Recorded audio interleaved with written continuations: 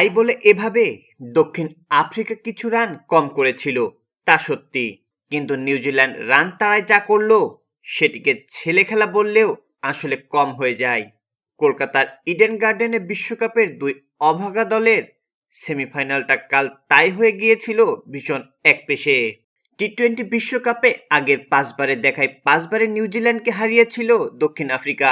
তবে নকআউট পর্বের যে পটিয়ারা চোকার্স সেটি আজ ফের প্রমাণ হলো কলকাতার ইডেন গার্ডেনে। বিশ্বকাপের প্রথম সেমিফাইনালে দক্ষিণ আফ্রিকাকে 9 উইকেটে হারালো নিউজিল্যান্ড। 19 বছরের চেষ্টায় অধরা জয়ে ফাইনালের টিকিট কাটল কিউরা। দক্ষিণ আফ্রিকার বিপক্ষে জয় এক পর্যায়ে নিশ্চিত করে ফেলেছিল নিউজিল্যান্ড। অ্যালেন সেঞ্চুরি পান কিনা সেটাই ছিল দেখার অপেক্ষা।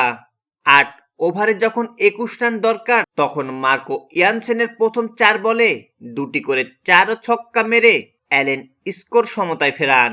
অ্যালেনের রান তখন 96। ইয়ানসেনকে মিড অফ দিয়ে 4 মেরে এক ঢিলে 2 পাখি মারলেন অ্যালেন। আন্তর্জাতিক টি-20 ক্যারিয়ারে তৃতীয় সেঞ্চুরিটা করলেন 33 বলে। 43 বল হাতে রেখে 9 উইকেটের বিশাল জয়ে 2026 টি-20 বিশ্বকাপের ফাইনালে এখন কিউরা। দক্ষিণ আফ্রিকার দেওয়া 170 রানের লক্ষ্য তাড়া করতে একটু বেগ পেতে হয়নি কিউদের। প্রথম 5-10 ওভারে যেখানে দক্ষিণ আফ্রিকার স্কোর ছিল 45 রানে 2 উইকেট ও 74 রানে 4 উইকেট, সেখানে ব্যাটে আগুনের হলকা ছুটিয়ে নিউজিল্যান্ড তোলে 0 উইকেটে 62 রান ও 123 রান 1 উইকেটের বিনিময়ে। এই ধারাতে রান তুলে ম্যাচ শেষ করেছে নিউজিল্যান্ড। দ্রুততম 50 করা অ্যালেন বিশ্বকাপের দ্রুততম সেঞ্চুরি রেকর্ডও গড়েছেন। রানের 3 অঙ্ক ছুঁতে খেলেছেন মাত্র 33 বল। বিশ্বকাপের আগের দ্রুততম সেঞ্চুরি রেকর্ডটা ছিল ক্রিস গেলের। 2016 টি-20 বিশ্বকাপে ইংল্যান্ডের বিপক্ষে 47 বলে সেঞ্চুরি করেছিলেন গেল।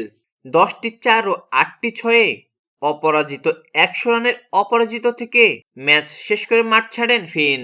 উইকেটে তার অপরাজিত সঙ্গী রাচিন রবীন্দ্র রান 11 বলে 13।